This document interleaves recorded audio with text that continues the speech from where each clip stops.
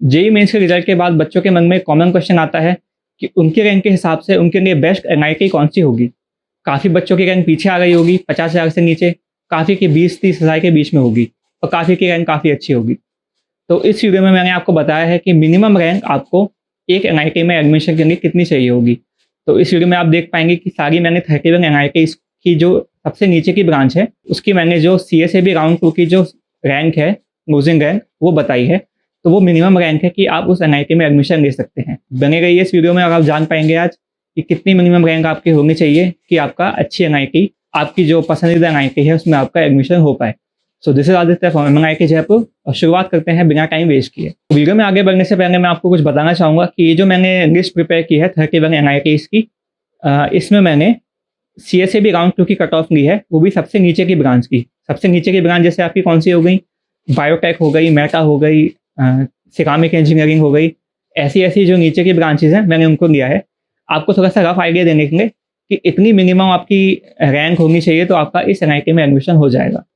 और सेकंड बात यह है कि इस लिस्ट में मैंने अदर स्टेट जनरल कैटेगरी के बच्चों को इंक्लूड किया है। हो सकता है आप में से कोई ओबीसी हो, एससी हो या एसटी हो या ईडब्ल्यूएस में भी हो, तो उनकी जो रैंक होगी वो इससे थोड़ी नीचे ही होगी। मतलब अगर जनरल में 40,000 होती है तो ओबीसी में 44 या 50 तक पहुंच सकती है, तो उतना आप फायरिंग लगा सकते हैं।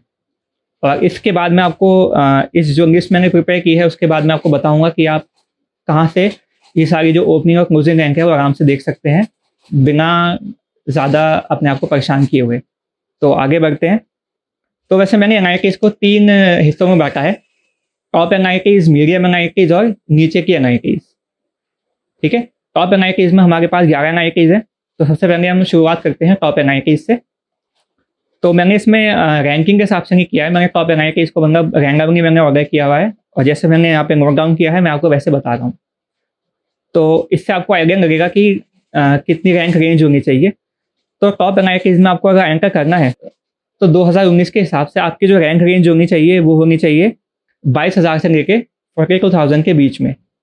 तो एक एक करके आगे बढ़ते हैं। सबसे पहले बात करते हैं एनआईटी जयपुर की, जहाँ से मैं खुद ही हूँ।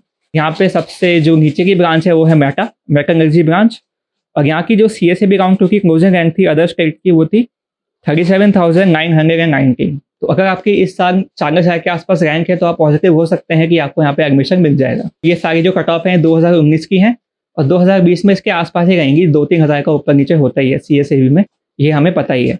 इसके बाद बढ़ते हैं एनआईटी भोपाल मेटलर्जी, जिसकी गई है 41,803। इसके बाद आती है एनआईटी कैलीकट, इसकी नीचे की ब्रांच है बायोटेक और इसकी जो रैंक गई है वो है 38,559। इसके बाद आती है एनआईटी सूरतगंज, जिसकी माइनिंग ब्रांच गई है 30,519 पे। फिर आती है इसके बाद एनआईटी कुरुक्षेत्र, इसकी गई है प्रोडक्शन ब्रांच 32,513 पे। फिर आती है एनआईटी राउरकेला, जिसकी ब्रांच है फूड प्रोसेस इंजीनियरिंग, जो गई है 39,766 पे। फिर आती है एनआईटी इलाहाबाद, जिसकी जो बायोटेक ब्रांच है वो गई है 39,149 पे। फिर आती है नंबर 1 एनआईटी हमारी एनआईटी त्रिची, जिसकी जो मेटा ब्रांच है वो गई है 22,358 पे। फिर आती है एनआईटी वारंगल, जिसकी मेटा ब्रांच गई है 23,071 पे। एनआईटी सूरत की केमिकल इंजीनियरिंग गई है 27,131 पे और एनआईटी नागपुर की माइनिंग इंजीनियरिंग गई है 35,240 पे। तो यहाँ पे हमने देखिए टॉप 11 एनआईटीज़ की सीएसएबी राउंड 2 की क्लोजिंग रैंक्स, और इतना तो मैं कह सकता हूँ कि 2020 में भी जो रैंक है वो इतनी ही रहने वाली है, ज़्यादा ऊपर नीचे तो नहीं होगा। तो आप पॉजिटिव हो सकते हैं। अगर आपकी रैंक 42,000 के अंडर है तो आपको टॉप एनआईटीज़ में नीचे की ब्रांच मिल ही सकती है। अब बढ़ते हैं मीडियम एनआईटीज़ पे।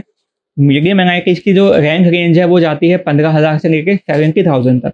तो 70,000 तक आपकी रैंक है तो आप पॉजिटिव हो सकते हैं कि आपको यहाँ पे एडमिशन मिलने वाला है। तो सबसे पहले बात करते हैं एनआईटी दुर्गापुर की, जहाँ की बायोटेक ब्रांच गई है 56,813 पे। फिर बात करते हैं एनआईटी जगदलपुर के बारे में, जिसकी टेक्सटाइल ब्रांच गई है 51,629 पे। फिर आती है एनआईटी दिल्ली, जिसकी इलेक्ट्रॉनिक्स एंड कम्युनिकेशन गई है 15,115 पे। फिर आती है एनआईटी हमीरपुर, जिसकी मेटा ब्रांच गई है 45,973 पे। फिर आती है एनआईटी पटना, जिसकी सिविल इंजीनियरिंग गई है 36,814 पे। फिर आती है NIT रायपुर, जिसकी सिविल इंजीनियरिंग गई है 68,849 पे। इसके बाद आती है NIT जमशेदपुर, जिसकी मेटा ब्रांच गई है 41,997 पे। फिर आती है NIT सिलचर, इसकी सिविल इंजीनियरिंग गई है 37,584 पे। तो यहाँ पे हमने देखी जो मीडियम की NITs हैं। बढ़ते हैं अपने आखिरी सेगमेंट की तरफ, जो है नीचे की NITs। नीचे की NITs मांगेंगे, नीचे की NITs कौन सी हो गई? जो आपकी नॉर्थ ईस्ट की NITs हैं, या फिर जो काफ़ी नई NITs हैं, उनको हम कह सकते हैं नीचे की NITs। तो यहाँ पे जो रैंक रेंज है वो 36,000 से लेके 80,000 के बीच में है। तो अगर आपकी रैंक इतनी है तो आप CSEB राउंड 2 में होप कर सकते हैं कि आपको यहाँ पे नीचे की ब्रांच मिल जाएगी। सबसे पहले बात करते हैं NIT अगरतला के बारे में, जहाँ की बायोटेक ब्रांच गई है 74,037 पे। सारी अदर स्टेट की है, मैं आपको बता चुका हूँ। फिर बात करते हैं NIT गोवा की, जहाँ की सिविल इंजीनियरिंग गई है 36,382 पे। इसके बाद आती है NIT मेघालय, जहाँ की सिविल इंजीनियरिंग गई है 48,809 पे। इसके बाद आती है NIT नागालैंड, जिसकी सिविल इंजीनियरिंग गई है 65,106 पे। फिर आती है NIT पौंडीचेरी, जिसकी गई है सिविल इंजीनियरिंग 37,350। इसके बाद आती है NIT सिक्किम, जिसकी सिविल इंजीनियरिंग गई है 52,909 पे। फिर आती है NIT अरुणाचल प्रदेश, जिसकी सिविल इंजीनियरिंग गई है 61,385 पे। इसके बाद आती है NIT मणिपुर, जिसकी मैकेनिकल गई है 52,583 पे। इसके बाद आगे बढ़े तो आती है NIT श्रीनगर, जिसकी मेटा ब्रांच गई है 79,355 पे। फिर आती है NIT उत्तराखंड, जिसकी सिविल इंजीनियरिंग गई है 41,232 पे। एंड आखिर में आती है NIT आंध्र प्रदेश, जिसकी बायोटेक ब्रांच गई है 63,936 पे। तो जैसे मैंने आपको इन समय बताया, हमने 31 NITs की CSEB राउंड 2 की मैंने आपको अभी क्लोजिंग रैंक्स बताई।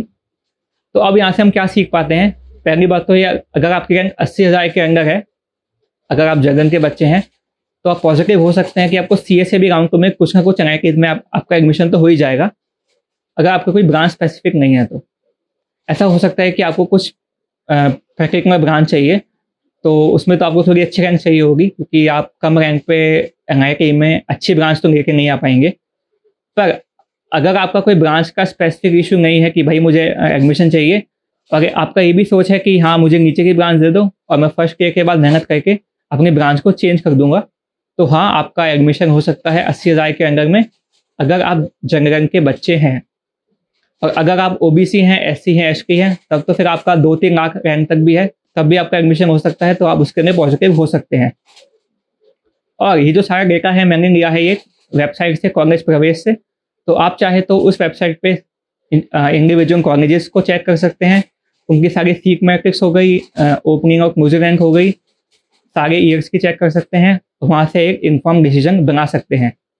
आपको इस वीडियो में कोई भी क्वेरी हो और कुछ पूछना हो कि मुझे कौन सी NIT या ट्रिपल NIT मिल सकती है, तो आप नीचे कमेंट कर सकते हैं, मैं कोशिश करूँगा आपको जवाब देने का। उम्मीद करता हूँ आपको वीडियो पसंद आया होगा और मदद मिली होगी। लाइक करें, सब्सक्राइब करें और शेयर करें। मैं मिलता हूँ आपसे नेक्स्ट वीडियो में। Bye bye and take care.